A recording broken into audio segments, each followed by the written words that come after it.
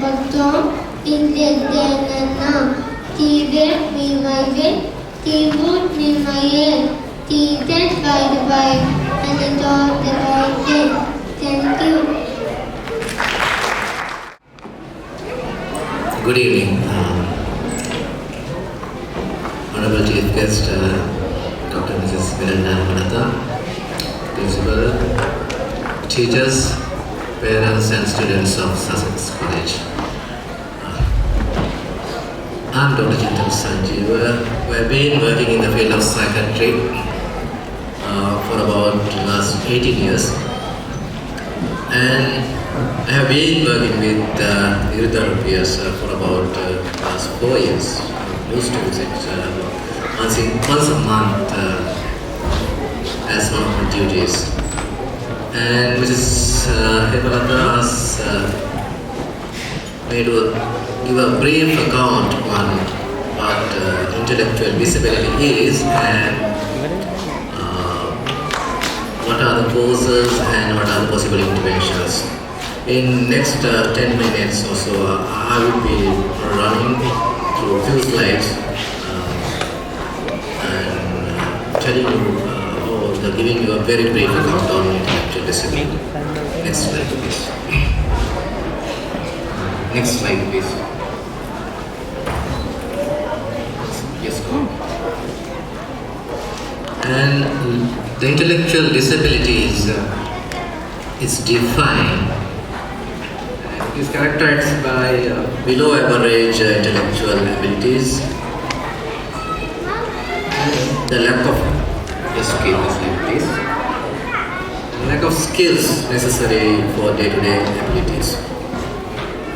The prevalence is ranging about around 2.5 to 5 per thousand children when it is considered the severe cases. When you include the mild cases, and it rises up. They have limitations in communication, self-care, home living, social skills, and community use, self-direction, functional academics, and health and safety issues, leisure activities, and work. Next slide, please. They can and do learn new skills, but very slowly. This is the take-home message that I want you to carry. They can learn and they can do, but slowly. And just give some ideas about the causes. There are genetic causes like Down syndrome and Fragile X syndrome. Just gone. And problems during pregnancy, alcohol and drug use. The mother's alcoholism is a problem in the West, and fortunately for Sri Lanka it is not a very big issue right now. But there are trends, right? The female consumption of alcohol is the industry is trying hard to promote females for the drug and especially tobacco and alcoholism. Keep the slide, please. The previous one. And the problem during childbirth, the lack of oxygen, and the extreme prematurity. And illnesses in the childhood like infections like encephalitis, measles, and severe head injury. There are lots more to be added. But the last one, none of the above is still the majority. The cause is unknown. At least about 2/3 of the cases, we don't know really what it is. And what can we do? Prevention and early identification is the key words, right? And can you please go to the previous slide? Previous one. The most of the causes are preventable, right? Even the genetic causes, if you know, if you have given birth to the Down syndrome baby, and you need to go for the genetic counseling. And especially I would ask the females, the girls and the ladies, please complete your families before you attend the late 30s, right? Thereafter, the risk of delivering a baby with the Down syndrome is very high. And all the other cases are somewhat more or less preventable. Let's go. And as I said, the prevention and the early identification are the key steps that you have to take. And because, previous slide please. The early identification helps you to correct some of the possible causes like hypothyroidism. If you detect very early in your life, the babies, it can be corrected. And the early intervention again. Next slide please. Our brain is called forest of neurons, right? The brain is consists of billions of neurons and trillions of their connections called synapses. All our skills are stored in these synaptic connections. That one, in other words, the connection of these neurons, right? Next slide, please. And I will just draw your attention.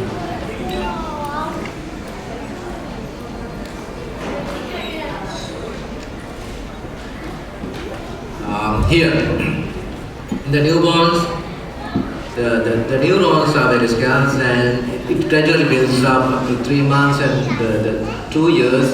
It is very dense, right? Number of neurons are very high, very concentrated. But there's a process called pruning.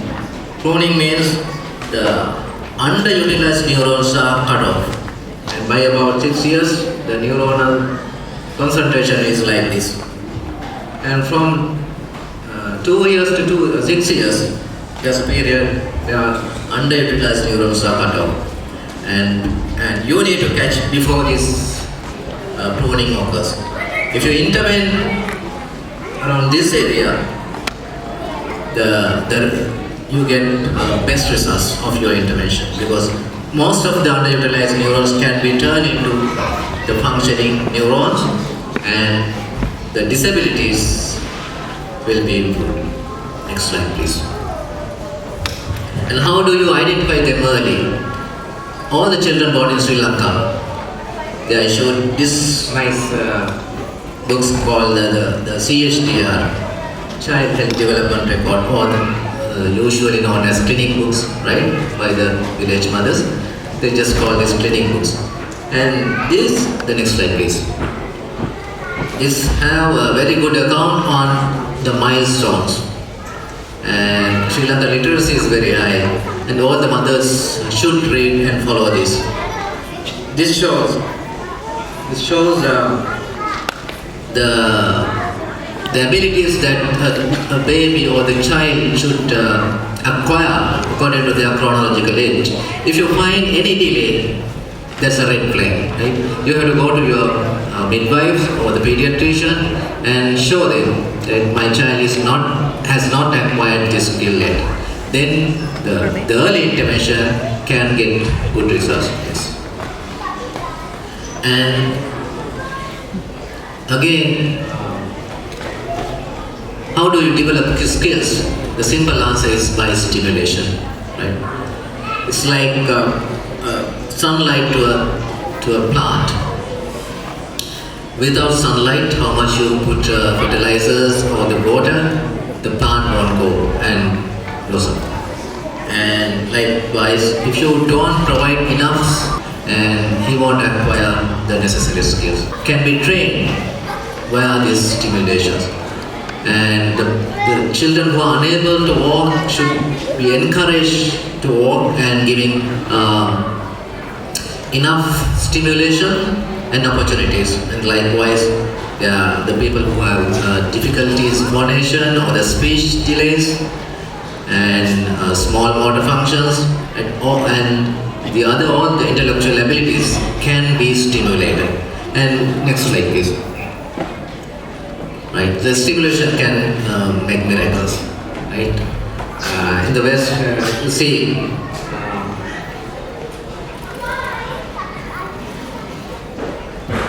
You see, the computer literacy, right? Computer skills can be trained, and the second picture shows the motor skills are being trained, and then the aesthetic skills and activities of daily living. All this can be trained, and you show on the stage how Dr. Miranda has trained students who had intellectual disability and how did they perform. Go on, please. Next slide, please. And this is a couple of slides, the photos showing what is happening at Diridora Piazza. And next slide. And what do they really need?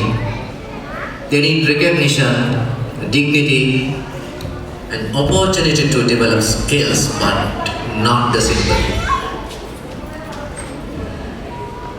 They are not asking for your sympathy, but to accept them, recognize them, give them the dignity, and give them the opportunity to learn skills. They will do the rest. And thank you very much.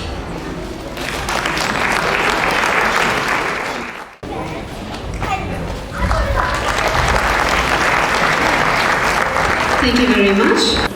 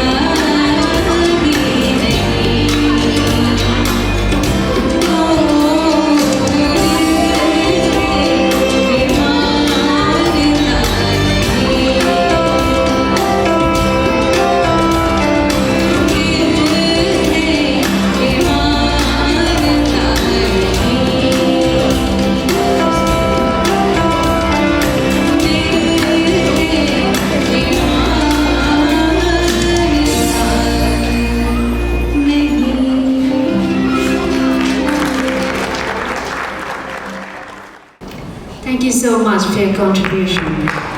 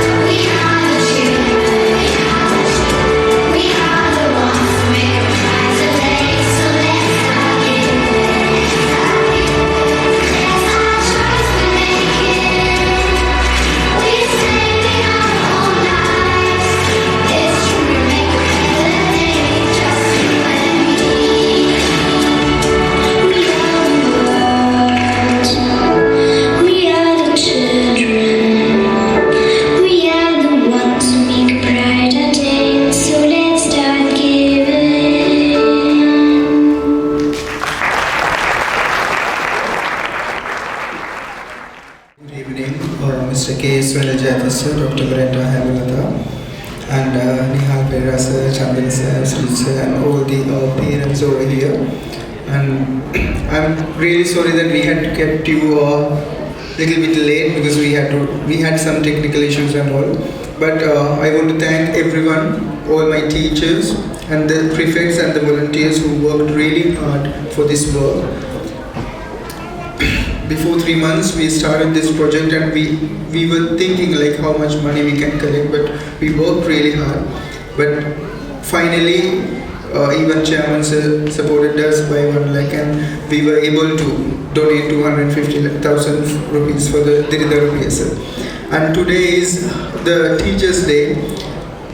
This was all intentionally planned to have it on Teachers' Day, and all the teachers who are in my staff really supported me. Especially I want to take the names of Ms. Chamatka Lenage and Ms. Shivanti Vijayasekara, Kitara Dharmavardhana Babasura, who worked for this volunteer project, and other all teachers, sectional heads, Ms. Tanoja and Inosha, Fasmila, everyone who worked hard for this, and non-academic staff who really worked hard for this.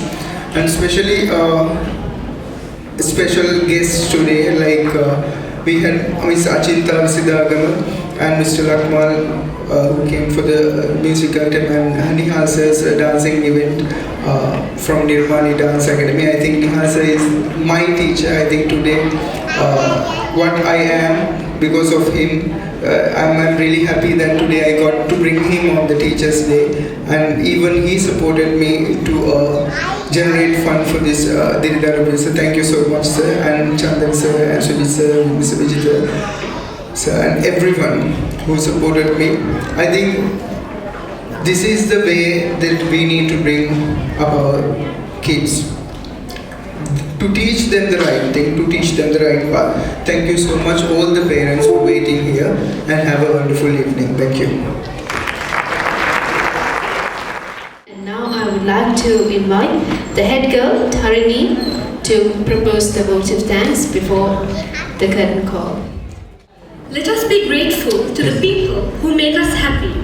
They are the charming gardeners who make our souls blossom, said Marcel Proust.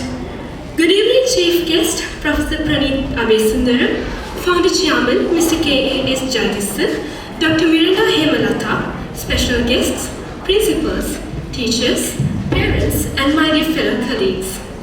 I possess a great honor and a privilege to deliver the vote of thanks on this great occasion as the head prefect of the batch 2019.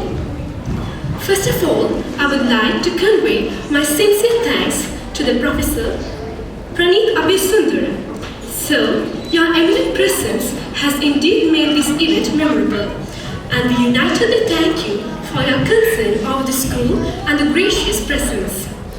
Here, I would like to express my heartfelt gratitude to the Chairman of Sussex College Network, Mr. Sunil Jayadisa, for your presence despite your busy schedule.